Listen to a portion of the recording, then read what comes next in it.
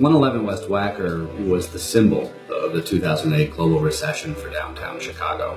And to have a half-built parking base on that site really did no good for promoting development downtown.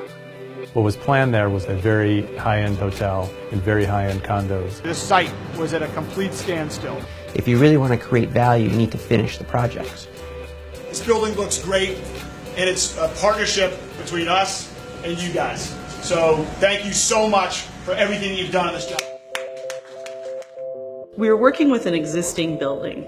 With that level of complexity, we recognized that one of the most important decisions we were going to make was the selection of our design team. And we hit a home run with Karaman and Gary Handel. It was a little daunting at first, but the more we got into it, the more we understood it, the more excited we became by its possibilities. So, a residential scale is definitely different than a commercial scale. I loved that they always sort of brought it back to this experience of nature through architecture. We tried to pull that into our interiors as well.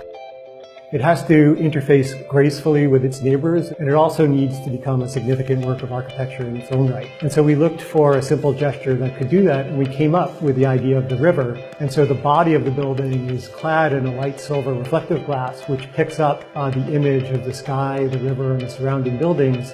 And the cut is done in an ultra clear glass. And so that simple device becomes the signature element of the building. We really went into what would typically be known as a normal pre-construction construction period. Difficulty here is this really is two buildings being constructed at the same time. But at the end of the day, it was done, and it was done very efficiently and very effectively.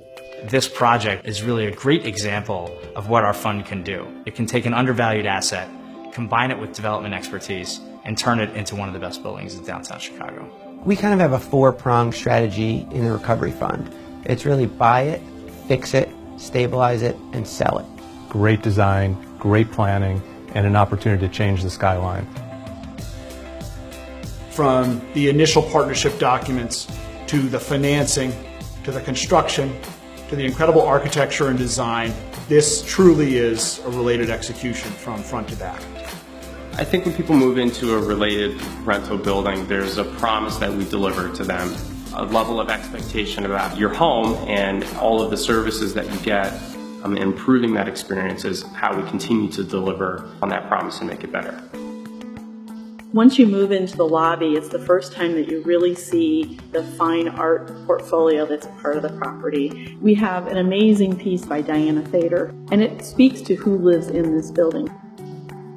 The design, the level of construction, the level of detail, the level of service. That's what we're trying to achieve here, is something that is exciting enough for people to be interested in it every day and be proud of it, but also warm enough that people could feel that they could come home here.